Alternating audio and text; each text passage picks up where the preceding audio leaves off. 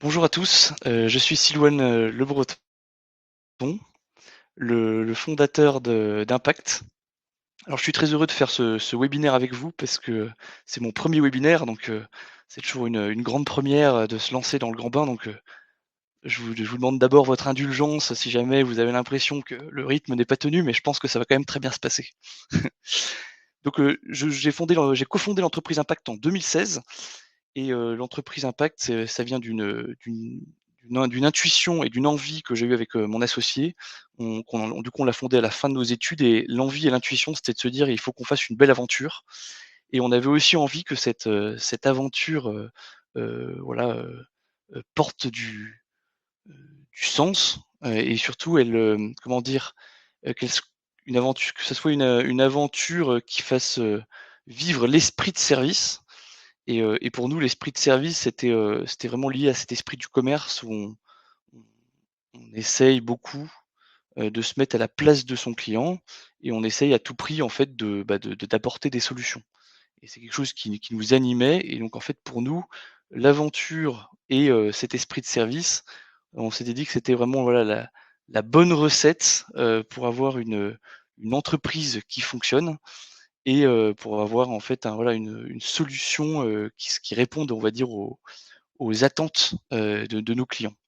Donc c'est vraiment les 2 moteurs qui ont présidé voilà, à ce lancement. Peut-être pour commencer, on va dire et rentrer dans le vif du sujet, je vais vous poser une question et je vous demanderai peut-être de me dire dans le chat, si c'est, voilà, de me répondre un, 2 ou 3 pour que je puisse avoir un petit peu la teneur et les connaissances de chacun, dans ce webinaire.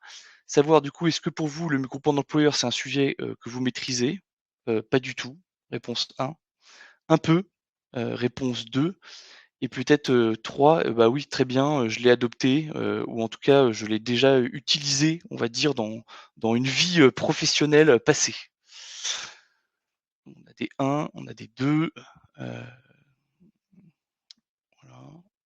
N'hésitez pas à voter, donc du coup, voilà, pour ceux qui nous rejoignent à l'instant, les 3 questions, c'est vraiment: est-ce que j'ai déjà, je connais pas du tout le groupement, je vois un peu ce que c'est parce que j'ai voilà, une connaissance dans le métier ou alors, très bien, je l'ai adopté. Donc j'ai beaucoup de 1 et de 2, du coup, bah, voilà, je pense que je vais vraiment être assez précis et accentuer un peu plus ma présentation. Top, merci pour vos réponses. Donc tout d'abord, je vais vous faire un programme du coup en 4 parties. D'abord, je vais vous parler de l'origine du groupement et à quelles problématiques il répond. Ensuite, j'irai sur comment concrètement on le met en place dans son entreprise. En gros, quels sont les applicatifs, enfin, quel est le cas d'espèce pour pouvoir, faire du groupement d'employeurs. Par la suite, je vous expliquerai, pourquoi on parle de complémentarité avec l'intérim, parce qu'il y a une complémentarité, c'est pas exactement le même métier et ensuite aussi la singularité entre les 2 approches, intérim et groupement et enfin, nous aurons la chance, d'avoir un cas pratique de mise, en place avec l'intervention d'Alexandre Sénéchal qui est RRH chez les supermarchés Match, et donc ça il nous permettra en fait de rentrer un peu plus dans le détail. Donc qu'appelle-t-on, groupement d'employeurs et à quelles problématiques il répond? Donc d'abord, on va commencer avec une enquête, de France Travail qui nous dit que la pénurie de candidats reste la principale difficulté de recrutement pour 85 des recruteurs et on parle d'inadéquation des profils, et de manque de motivation, et ça, c'est quand même 76 des employeurs qui le disent, ce qui est quand même beaucoup et enfin, pour pallier à ces difficultés de recrutement, il y a un angle d'attaque, qui a été, qu'imaginent les recruteurs, c'est de se dire: «Bah, je vais passer par des intermédiaires spécialisés, qui ont d'autres formes de contrats, à savoir du coup, l'intérim, le groupement d'employeurs et l'alternance», qui sont, on va dire 3 voies pour, faire émerger des profils et des compétences. Du coup, le groupement, parmi du coup ces intermédiaires, en fait, le groupement, et son système de mise à disposition peut répondre à 3 besoins. Il y a le besoin, on va dire structurel. Voilà, j'ai, un manque de visibilité sur les embauches. Voilà, j'ai en fait sur mon volume d'affaires, donc par exemple, j'ai un contrat, de prestation de service qui va durer 3 ans, ou j'ai une ligne de production sur tel produit et je sais que j'ai 3 ans de commande. Bah, là, en fait, je n'ai pas de possibilité, d'embaucher parce que je ne sais pas comment va être ma charge d'activité. Donc ça, c'est un besoin structurel. Là, il me faut de la main-d'œuvre externe parce que je ne pourrais pas et je parle de difficulté à licencier dans le sens, bah, en fait, en termes aussi d'image, de me dire: «Bah, non, je vais pas embaucher, 200 personnes pour faire un PSE de 200 personnes, au bout d'un certain moment parce que j'ai un contrat de 3 ans, ça n'a pas de sens». Là, c'est un besoin structurel. J'ai un besoin conjoncturel, j'ai de la forte croissance, voilà, beaucoup de forte croissance et je peux pas embaucher pareil, 200 personnes en CDI, heu, sur un mois. Ça n'a pas de sens. Donc du coup, j'ai besoin de recours externes, comme le groupement d'employeurs pour m'aider à monter en cadence ou alors parce que je ferme un site et j'en réouvre un peu pas trop loin et du coup, bah, je peux plus embaucher d'un côté, mais de l'autre côté, il va falloir que je transfère les contrats et donc il me faut de la main-d'œuvre externe pour passer de l'un à l'autre. Et enfin, le besoin frictionnel, c'est quand vraiment je suis sur un bassin d'emploi, je ne trouve absolument personne et là, bah, j'ai besoin d'avoir des prestataires externes qui vont m'aider à trouver pour qu'à terme, bah, je puisse internaliser, ces contrats. Voilà. Donc maintenant, je vais plus faire un focus sur le groupement d'employeurs pour vous expliquer ce que c'est. En 2025, du coup, la loi sur les groupements d'employeurs, elle aura 40 ans. Donc c'est une loi qui commence, voilà, on va dire que c'est un système qui fonctionne, c'est un système qui a été éprouvé, il commence à y avoir pas mal de jurisprudence dessus. Donc en fait, les tribunaux, s'en sont saisis, donc on commence à avoir une forme de stabilité parce il a passé, on va dire, le feu, et donc du coup, bah, en fait, le système commence à être éprouvé, donc du coup, il y a une forme de c'est assez rassurant, on va dire. En France, en termes de panorama, on a 4 643 groupements d'employeurs, essentiellement dans le domaine agricole, mais en tout, ça fait quand même un total de 55 000 ETP, équivalent temps plein, ce qui est quand même pas mal, hein. Donc ça fait pas mal, en fait, on va dire, de personnes qui connaissent, ce système et donc enfin, qui travaillent et qui vivent dans ce système. Donc c'est quand même on est plus sur quelque chose d'embryonnaire, mais comme sur quelque chose qui est un peu éprouvé, qui a vécu. Et ça, c'est important pour moi de vous le dire. Le groupement d'employeurs, c'est une structure associative. C'est une structure qui regroupe plusieurs acteurs d'un même territoire pour répondre à des besoins de compétences. Donc il faut bien comprendre que c'est une structure sur un territoire. Et en fait, heu, simplement, ce groupement, comment il va fonctionner en pratique, c'est-à-dire quelle va être, on va dire, la recette. Le groupement, du coup, associatif qui est sur un territoire, donc par exemple, je prends un groupement qui va être basé à Lyon, voilà, qui sur le on va dire, le territoire rhône-alpin. Des entreprises vont adhérer parce que c'est une association. Le groupement, du coup, va constituer un pool de salariés en CDI, qu'il va recruter et ensuite il va les mettre à disposition d'une ou de plusieurs entreprises adhérentes sur leurs besoins de main-d'œuvre. Il ne travaille du coup qu'avec ces entreprises adhérentes. Du coup, il assure la gestion administrative du salarié et facture les heures travaillées à l'adhérent. Et donc ça, on va dire, ce modèle-là, comme vous le voyez, ressemble beaucoup à l'intérim, si ce n'est l'adhésion au groupement, qui fait qu'en fait les entreprises adhérentes participent de la vie du groupement et sont des membres. Alors la participation ne prend pas beaucoup de temps, mais elle est fondamentale parce que c'est du coup, il y a cette logique de partenariat. Mais sinon, en fait, dans la gestion de tous les jours, ça c'est la même qu'une gestion que peut avoir une entreprise avec son agence d'intérim. Voilà, il y a des plateformes de dématérialisation d'heures, bah, voilà, des plannings transmis, des contrats de mise à disposition, voilà. Le Je vous donne un bref panorama d'impact. Impact, du coup, nous, on est présent, un peu partout en France, on va dire sur les gros bassins logistiques et industriels. On est essentiellement présent dans ces métiers-là et on travaille du coup sur plus de 500 sites clients et on a environ 2 000 salariés en CDI. Essentiellement dans la logistique, mais aussi dans l'industrie et dans d'autres secteurs, mais qui ne sont pas significatifs pour le moment. Comment, concrètement le mettre en place dans son entreprise? Là, je parle vraiment quels sont les applicatifs? Comment on peut déceler un besoin et se dire: «Tiens, j'ai besoin d'un groupement». Premier schéma de mise à disposition, parce que c'est bien de la mise à disposition dont on parle, hein, c'est: j'ai un besoin à 35 heures, voilà, on va prendre un schéma simple avec certains jours de travail, là, lundi au samedi avec un mercredi en repos. Bah, là, voilà, je vois ce besoin à 35 heures, je sais donc que j'ai besoin de combler ce poste et peut-être que je n'ai pas trouvé, parmi, le mes chargés de recrutement n'ont pas trouvé parmi, les CDD, hem, enfin les l'offre d'emploi que je fais tourner ne fonctionne pas et en fait, nous le groupement d'employeurs du coup nous on va proposer ce contrat, en CDI à sur le marché, sur les plateformes de recrutement, à des associations, enfin bref et on va recruter la personne en CDI qu'on vous mettra à disposition à 35 heures. Donc ça, c'est le premier cas, d'applicatif du groupement.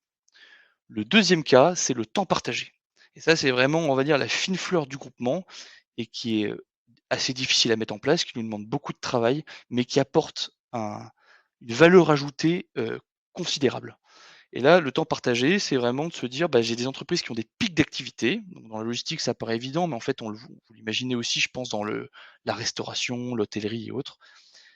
Et donc on a des pics d'activité dans la semaine. Je prends un exemple.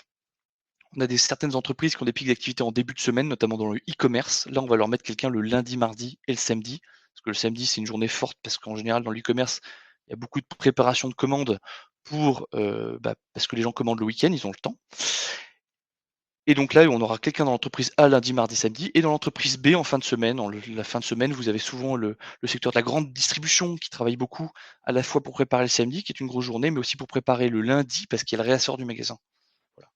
Nous avons aussi des temps partagés, dans la semaine. Hem, Là, je peux vous prendre, non pardon, dans la journée du coup et là, c'est vraiment, on va dire plus des pics d'activité. Dans le transport notamment, vous avez des pics d'activité qui sont assez rapides où des camions arrivent, il faut les décharger vite et les recharger et du coup, c'est des pics d'activité assez, petits et souvent les entreprises vont soit essayer de prendre du temps plein, soit, du temps partiel et c'est pas des choses qui fonctionnent parce que, il y aura voilà, il y aura trop les gens auront soit trop d'heures, soit pas assez pour, rester. Donc du coup, les bénéfices, c'est de limiter le turnover et d'éviter le surcalibrage. Il y a un autre avantage qui est, dans le recours au groupement d'employeurs qui est le soulagement, administratif et juridique. En fait, quand vous avez recours à un groupement, vous n'avez pas de besoin, vous n'avez pas de motif et pas de limite de durée et pas de carence. Pourquoi? Parce que le salarié a un CDI et donc ça change absolument tout. Comme il a un CDI, vous n'avez pas non plus de risque de requalification du contrat, parce qu'on ne peut pas requalifier un CDI en CDI. En tout cas, ça n'est jamais arrivé devant les tribunaux, en tout cas pour l'instant. Voilà. Et enfin, et nos clients sont assez friands du groupement d'employeurs parce qu'il agit positivement sur le dispositif bonus-malus du taux de cotisation de l'assurance chômage. Et ça, c'est assez intéressant parce que comme finalement, c'est le groupement qui va porter, ce dispositif bonus-malus et ce taux. C'est pas du tout, les entreprises utilisatrices. Et ça, c'est fondamental parce que du coup, ça veut dire que vous, quand vous avez recours au groupement, si vous arrêtez un contrat, bah, en fait, ça ne vient pas impacter votre taux à vous, ça impactera le taux du groupement. Enfin, c'est finalement pas vous qui arrêtez le contrat, c'est le groupement qui gère cela. Mais, ça ne vous n'êtes pas concerné, on va dire, par les recrutements et la gestion du groupement. C'est, heu, c'est le groupement qui doit lui-même gérer ses taux. En bref, du coup, le GE, ça permet ainsi en fait de faire face à des fluctuations d'activité récurrentes sur, voilà, vous avez vu le temps partagé et autres, sur le fait, bah, voilà, que vous ne pouvez pas internaliser tout le monde et en fait, si c'était possible, tout le monde le ferait, mais ça n'est pas possible. Ça fait face aux difficultés de recrutement parce que nous ne recrutons qu'en CDI, et ça fait beaucoup de différence parce que nous avons du coup que des offres en CDI. Et enfin, ça permet en fait de mobiliser certaines compétences spécifiques sur des territoires parce que, quand les gens montent en compétences, c'est pas vrai dans tous les métiers, mais très souvent et de plus en plus souvent, nous nous rendons compte que les personnes, veulent un CDI et souvent les personnes qui ont goûté au CDI, et qui ont une compétence, bah, si elles changent d'emploi, elles ne veulent pas forcément repasser par la case intérim, elles vont vouloir repasser par du CDI.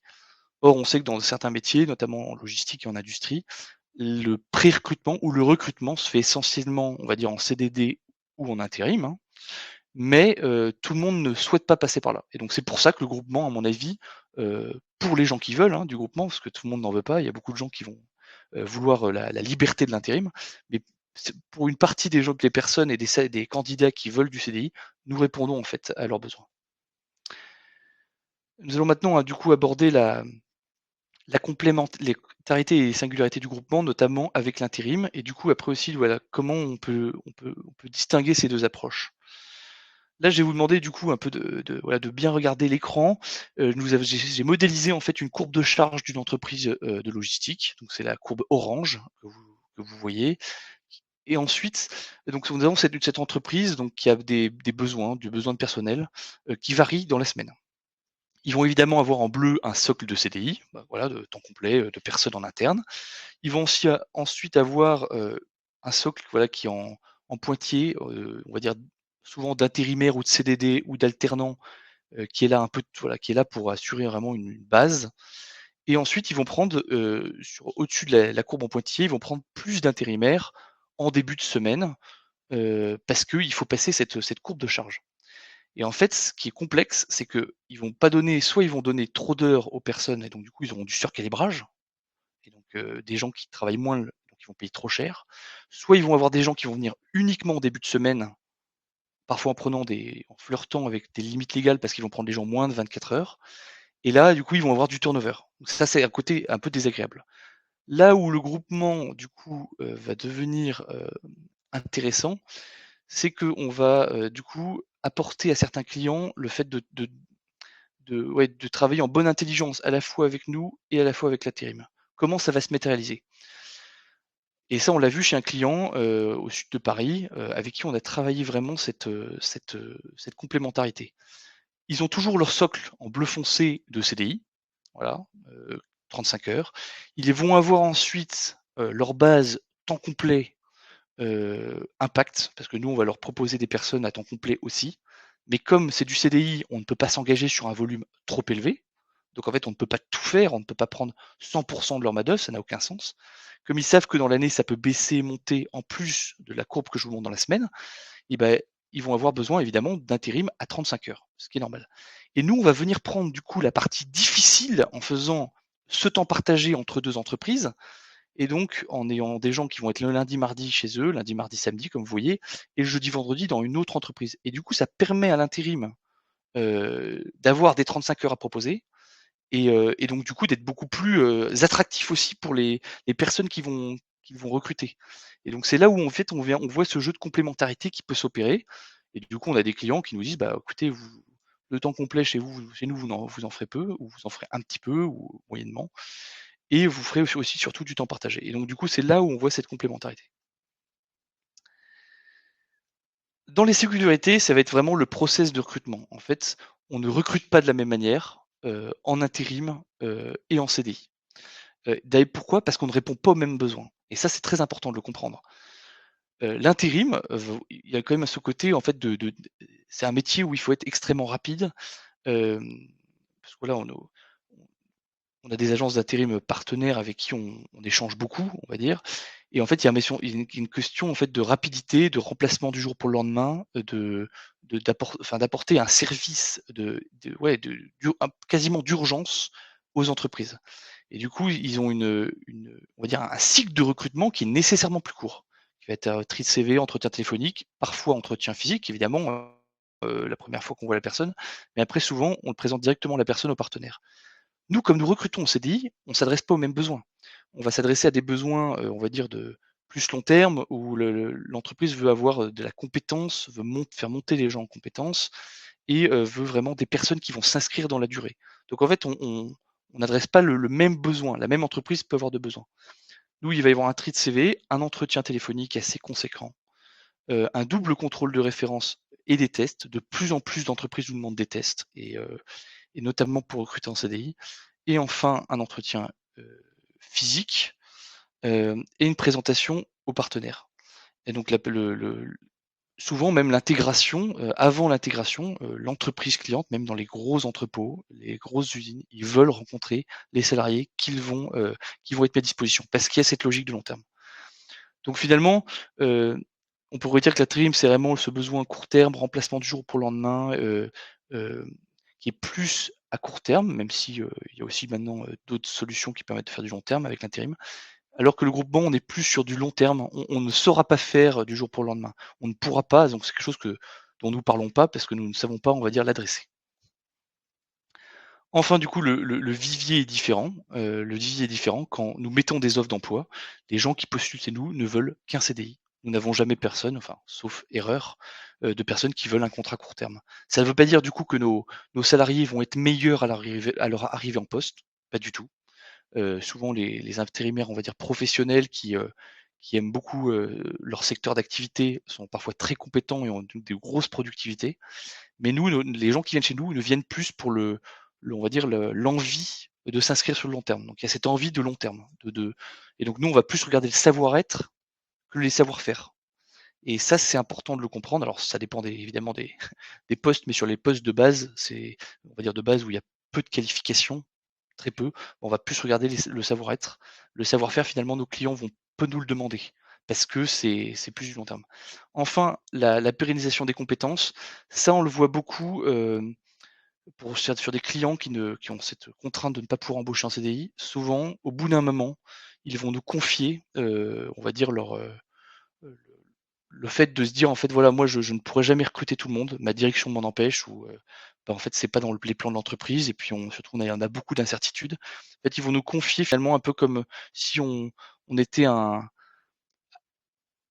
si on était à la limite de la prestation de service et de la mise à disposition, ils vont nous confier en fait nous demander de recruter des gens en CDI et de les garder pour eux, on va dire, 12 mois, 24 mois, 36 mois, pour vraiment les pérenniser et ne pas perdre les compétences. Et donc nous, en interne, notre durée de mission, est en gros environ à 290 jours de mise à disposition.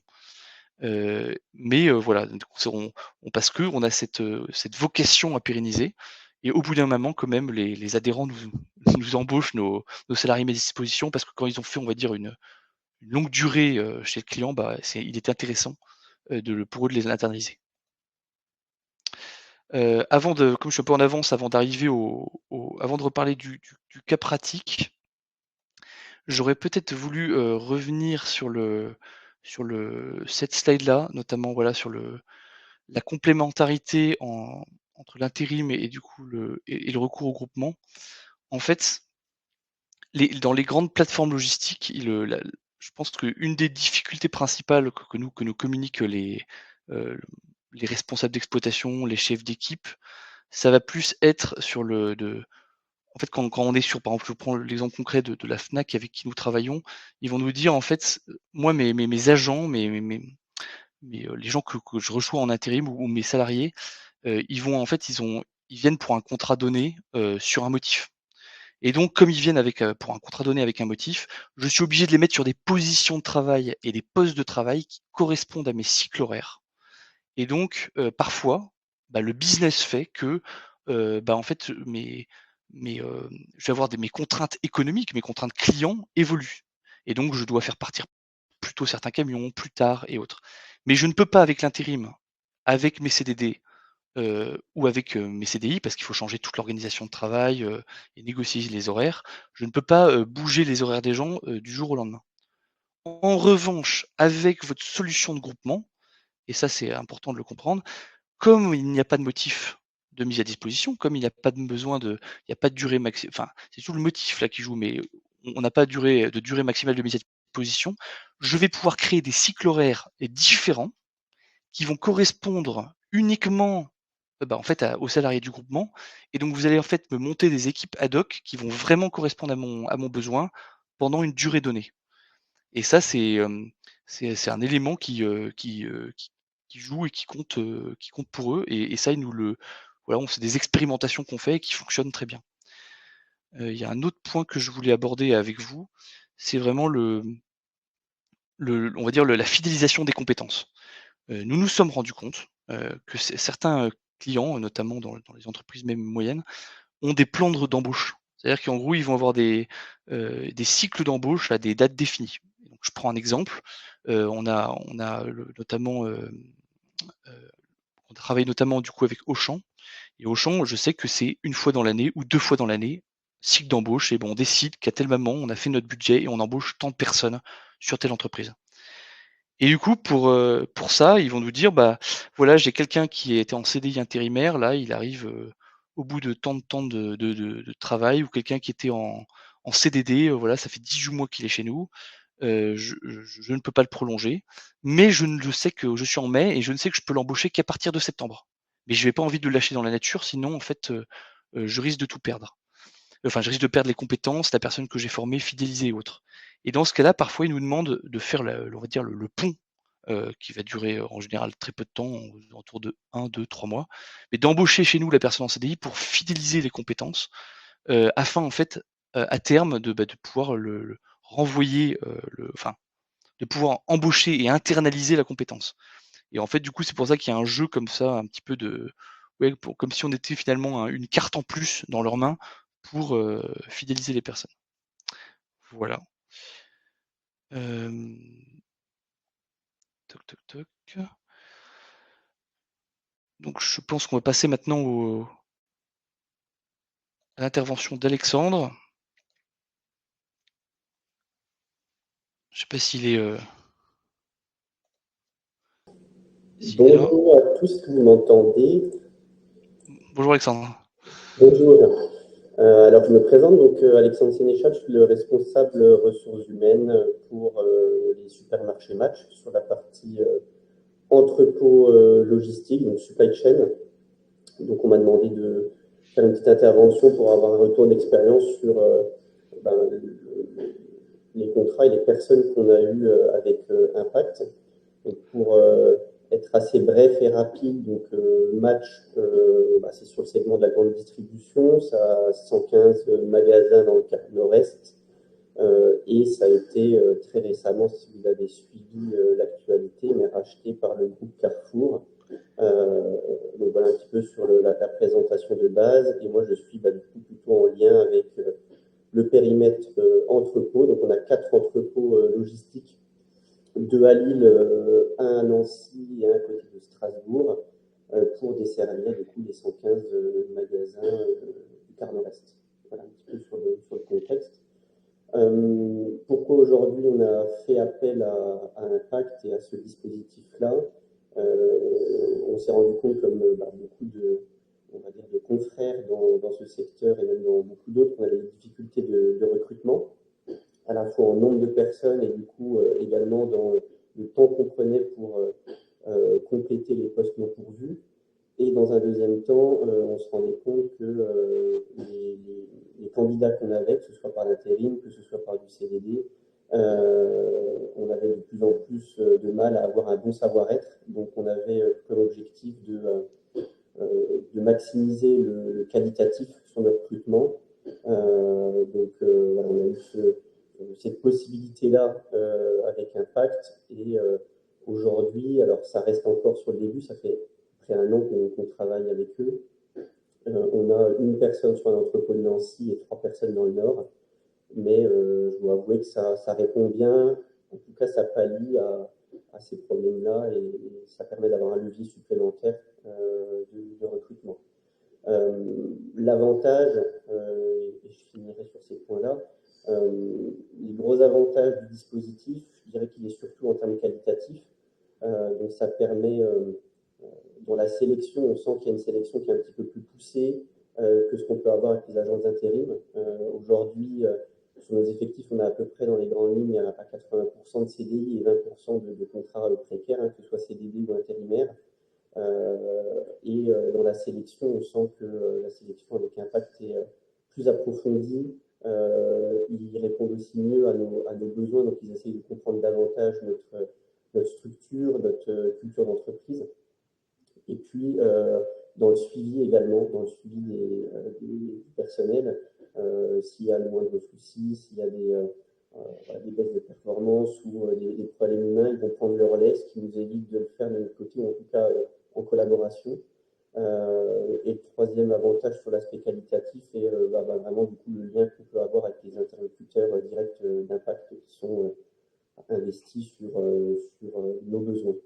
Le deuxième avantage, c'est plutôt en lien avec la flexibilité, sachant qu'on peut avoir, il y a toujours la crainte d'avoir une conjoncture un peu compliquée, des imprévus, et notamment nous on a on a une baisse un petit peu d'activité sur les périodes de janvier, février, mars, une fois que les fêtes de Noël sont passées.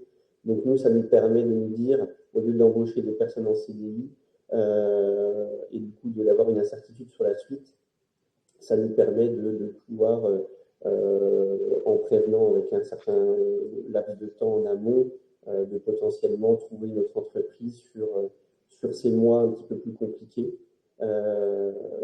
ou du moins on va dire, d'avoir l'esprit un petit peu plus serein si jamais le contexte est moins bon.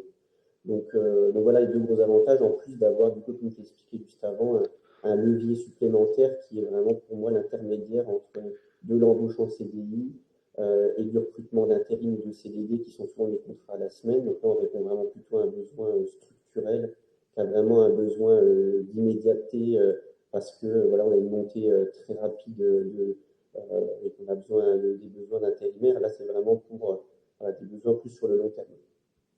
Voilà un petit peu si je résume l'expérience impact dans nos entrepôts. Merci beaucoup. Et du coup, du coup, c'est mais ça reste du coup complémentaire en termes avec l'intérim ou comment en termes de gestion, comment vous articulez les deux pour donner un peu une vision, est-ce que ça se gère de la même manière pour vos équipes ou est-ce que c'est plus contraignant ou Alors, pour mes équipes, en termes de remontée administrative, c'est relativement similaire avec l'intérim, c'est-à-dire on remonte les plannings et voilà, le paiement se fait de cette manière-là. En tout cas, c'est pas plus compliqué ou plus facile en termes vraiment administratifs des choses. Après, je dirais vraiment que c'est complémentaire finalement et le but n'est pas d'avoir 15 ou 20 candidats à proposer parce que ça, on le réserve plutôt à l'intérim et à nos sites emploi en interne, mais vraiment de se dire on a du mal à avoir un bon préparateur en fruits et légumes, d'avoir un bon réceptionnaire. Donc, du coup, l'accent va être mis sur vraiment des profils comme celui-là et surtout sur le savoir-être. Et du coup, d'être, on va dire pas garanti, mais en tout cas avoir plus quand même de garantie sur la qualité des personnes. Donc, voilà. et est-ce que on vous aide à trouver des personnes, donc on va dire que vous ne trouviez pas par vos propres moyens, sur le je sais pas, sur à la fois les compétences ou la motivation est-ce que ça joue, ça joue ou pas forcément? Alors, je dirais oui, parce que si au final on prend un petit peu les ratios, au total, on a intégré 7 personnes, et sur les 7 il y en a 5 qui sont encore chez nous. Donc ça veut dire que le taux de réussite est quand même globalement meilleur, donc des profils qui sont meilleurs. Les deux où ça n'a pas été, c'est soit que la personne finalement ne s'est pas adaptée aux conditions, notamment froides, qui sont assez compliquées dans les entrepôts frais, donc ça plus difficile à déceler. Et le dernier aspect, bah, c'est plutôt en termes des fois, de performance ou d'investissement. Mais oui, je pense qu'on a quand même on réussit par, par des entretiens peut-être plus poussés et plus répétés d'avoir des profils qui collent plus à ce qu'on recherche. Alors que l'agence d'intérim va dans les grandes lignes nous donner un flux de CV parce que leur but c'est vraiment de mettre un maximum de personnes chez nous. Mais finalement, on se rend compte que elles ne tiennent pas forcément ou alors ils n'ont pas ce que l'on souhaitait. Le fait de faire le point plus précis et d'avoir moins de quantité mais plus de qualité, et même sur des fois des personnes qui ont fait des secteurs d'activité qui ne sont pas en lien avec la logistique mais qui s'en rapprochent, on se rend compte que, in fine, c'est bénéfique. Bah, merci beaucoup. Voilà. Merci beaucoup. Merci de rien. Et si vous avez des questions, bah, n'hésitez pas. Ouais. Du coup, je vais peut-être commencer à répondre aux questions qui m'ont été posées dans le chat. Donc dans les questions que vous m'avez posées, il y a est-ce que les GE ont uniquement des salariés à temps plein ou y a-t-il des candidats à mi-temps, horaires adaptés? Alors, c'est tout à fait possible d'avoir des personnes à mi-temps ou des horaires adaptés.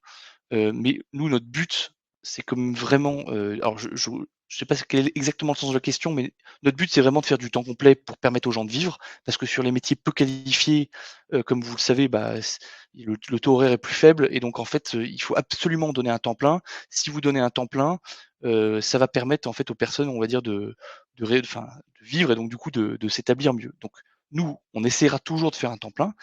Maintenant, s'il y a des personnes qui souhaitent un mi-temps, on peut toujours faire un mi-temps, il y a aucun problème.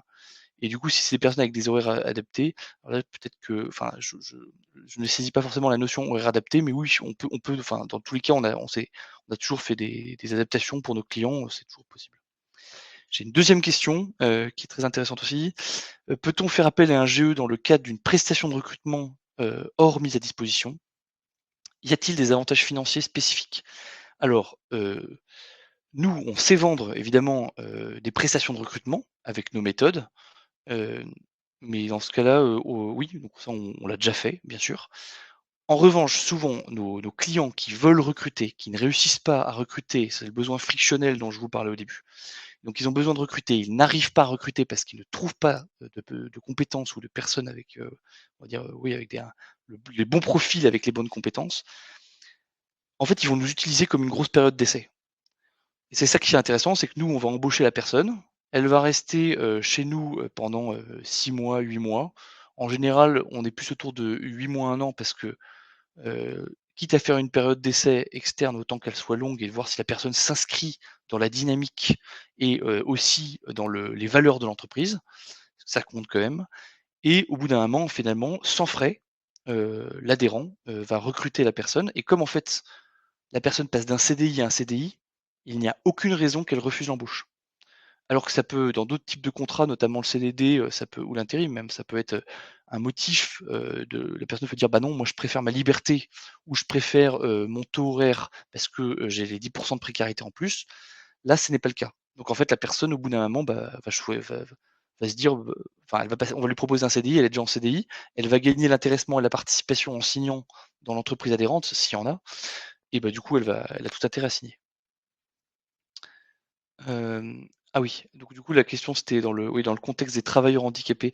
Oui, bah, ça, c'est tout à fait possible, oui, d'adapter les horaires, il y a pas de problème. Ça, on peut vraiment le faire, hem, nous, ce qui nous est difficile, hein, pour comprendre en fait, c'est que on a comme les gens, nous les recrutons, nous gérons toute la partie administrative, salariale, nous gérons une partie du management, nous gérons les fiches de paye, nous gérons la formation, mais en fait, nous ne pouvons pas mettre, nous ne manageons pas la personne sur son poste de travail. Nous ne lui donnons pas les consignes, heu, donc il nous manque une forme de connaissance client pour savoir exactement, de quoi le client a besoin précisément, comme poste, mais si jamais nous avons un client adhérent qui nous donne, on va dire, des termes très clairs et très précis sur ce qu'il souhaite comme horaire et quel type de personne et qui nous on va dire, qui nous aide un peu à ce que ça fonctionne, bah oui, dans ce cas-là, c'est possible. Oui, tout à fait et ça, on sait très bien le faire.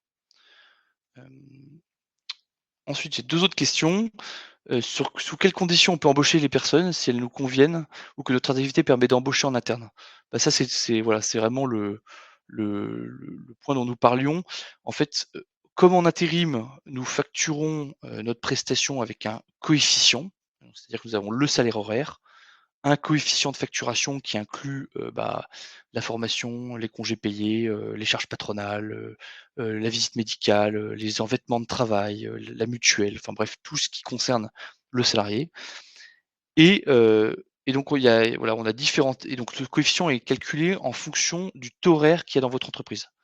Parce qu'il y a plus ou moins d'allègements en fonction du niveau de salaire et donc on calcule un coefficient avec vous, en début de relation contractuelle et on a des entreprises, qui vont nous dire: «Bah, nous, en fait, on n'embauchera pas» ou «On veut des mises à disposition extrêmement longues». Auquel cas, bah, en fait, souvent, on essaie de faire varier un peu à la baisse le coefficient. On a d'autres entreprises qui nous disent: «Moi, je suis dans un plan d'internalisation rapide et donc je veux une mise à di avant embauche, je veux une mise à disposition plutôt réduite» et auquel cas, on va monter légèrement notre coefficient parce que, finalement, le travail pour le CDI est conséquent et si la personne reste peu de temps, chez nous, c'est plus, contraignant. Mais ça vaut le coup parce que souvent, comme on va dire, on a un bon taux de réussite, hein, on a qu'un tiers de rupture de période d'essai.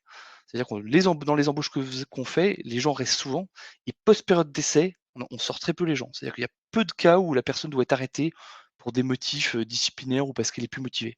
Donc en fait, à passer par nous, vous avez souvent de grandes chances d'internaliser la personne au bout d'un moment, alors que dans d'autres types de contrats, il y a souvent beaucoup plus d'essais-erreurs où vous faites venir des personnes, vous les formez, ils partent. Vous faites venir des personnes, vous les formez, ils partent. Et finalement, le chef d'équipe est plus un formateur que quelqu'un qui va animer en fait les personnes dans son équipe. Enfin, dernière question, c'était est-ce qu'un GE peut être multisectoriel ou chaque GE a une spécialité? Les groupements d'employeurs, et c'est une particularité et c'est extrêmement intéressant, peuvent être multisectoriels. Il n'y a pas encore de convention collective propre aux groupements d'employeurs. C'est un sujet dont nous discutons souvent avec d'autres groupements d'employeurs. Mais il n'y a pas de convention collective propre au groupement d'employeurs. C'est-à-dire que le groupement d'employeurs va adopter une convention collective qui sera plus proche de la majorité ou de ses membres ou de l'activité de ses membres. Donc on essaie de trouver la meilleure. Mais après ça peut être multisectoriel. Donc on peut très bien là, vous voyez qu'on a parlé beaucoup d'industrie et de logistique, mais nous réfléchissons avec d'autres secteurs d'activité qui ont beaucoup besoin de personnel. Nous réfléchissons avec des banques qui sont intéressées aussi par ça. Nous réfléchissons avec des collectivités locales. Il y a plein et même chez nos clients qui ont de la logistique ou de l'industrie, il y a plein d'autres fonctions sur lesquelles ils nous sollicitent, et ça peut être des fonctions complètement différentes. C'est vraiment très ouvert, il y a pas de voilà, donc on peut travailler avec plusieurs secteurs sans aucun problème. Mais effectivement, comment dire? Si vous avez un groupement d'employeurs qui est dans une zone, on va dire agricole, un peu perdue, avec peu de métiers à côté, peu de différents métiers à côté, il faut bien vérifier que le groupement d'employeurs a les compétences pour recruter sur d'autres métiers. Et ça, c'est quand même un point à vérifier. Voilà, ça me semble essentiel. Voilà, et je sais pas si il y a d'autres questions ou je pense pas. Mais sinon, voilà, je vous remercie beaucoup en tout cas de votre participation et de votre présence. Et puis, voilà, je vous souhaite une très bonne soirée parce que je pense que c'était la dernière conférence de la journée. Donc merci beaucoup.